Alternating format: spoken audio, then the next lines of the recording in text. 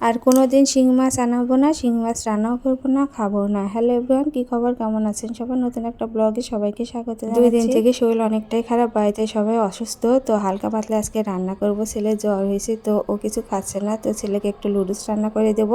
আর এখন হচ্ছে দুপুরবেলা, বলতে পারেন দুপুরবেলা লুডুস খাওয়া কেন, কিন্তু কিছুই খেতে পাচ্ছে না। লুডুসটা খেলে হয়তো ওর ভালো লাগবে, বলছে লুডুস করে দাও, সেজন্য একটু লুডুস করে দিচ্ছি। তো খুবই তাড়াতাড়ি একটু ঝটপট করে দিচ্ছি। শুধু আলু দিয়ে আমি লুডুসটা রান্না করছি, আর হচ্ছে আলুটা আগে ভাজা করে ডিম ভেজে নিয়ে তারপরে হচ্ছে লুডুসটা দিয়ে দিলাম জল দিয়ে। এইভাবে ঝটপট করে আজকে লুডুসটা রান্না করলাম।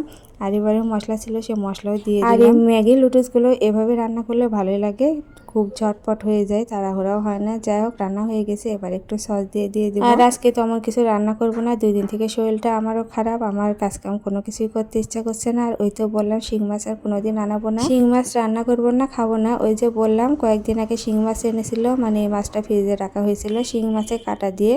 তারপর থেকে জ্বর, শরীরটা ভীষণ খারাপ লাগছে, আর হাত এত ব্যথা, যন্ত্রণা, সারাদিন তো যন্ত্রণা করেছে, অসহ্য যন্ত্রণা। আর এই যন্ত্রণার জন্য আমি কোনো কাজও কিন্তু ঠিক মতো করতে পারি না, শরীরটা জ্বর লাগছিল। যাই হোক, তার 2-3 দিন পর এই তো মাছটা ফ্রিজে রেখে দিয়েছিলাম, কেটে ধুয়ে পরিষ্কার করে নিলাম। আজকে শিং মাছ রান্না করব, যেহেতু মাছগুলো যখন এনে রেখেছে মাছটা নষ্ট করা যায় না, তো আজকে মাছগুলো রান্না করছি। আর শিং মাছ কিন্তু খেতে ভালো লাগে, মাছের ঝোলটা বেশি স্বাদ লাগে, কিন্তু মাছ কাটতে গিয়ে যত বিপত্তি। আর শিং মাছ খাওয়া অনেকটাই উপকারী শরীরের জন্য। যাই হোক, আর অনেকদিন, যতদিন পর্যন্ত মনে থাকবে, হয়তো শিং মাছ আনাবো না, আবার হয়তো ভুলে গেলে আনাতেও পারি, কিন্তু আমার মনে থাকলে সহজে আনাবো না।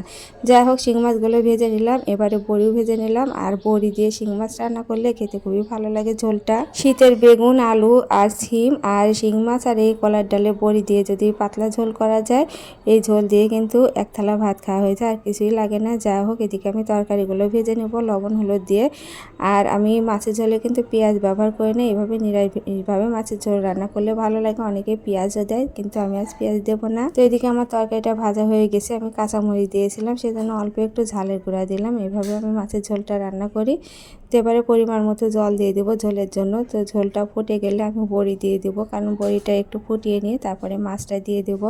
তো শিং মাছে এরকম পাতলা ঝোল আর খুব তাড়াতাড়ি হয়, আর আমার অতটা রাঁধতে ইচ্ছা করছিল না, পাড়াপাড়ি করে আজকে রান্নাটা করেছি। আর অনেকটাই বেলা হয়ে গেছিলো লুডুসটা রান্না করার জন্য। আর কালকে হোক আর পরশুদিন হোক একটা অনুষ্ঠানে যাব, সেই জন্য অনেক কাজ আছে, সেগুলো সেরে নিচ্ছি। আর রান্না করতে ওর জন্য সময় পাচ্ছি না, একটু দেরি হয়ে যাচ্ছে। একা মানুষের অনেক দিক ঝামেলা, অনেক কাজও সারা লাগে।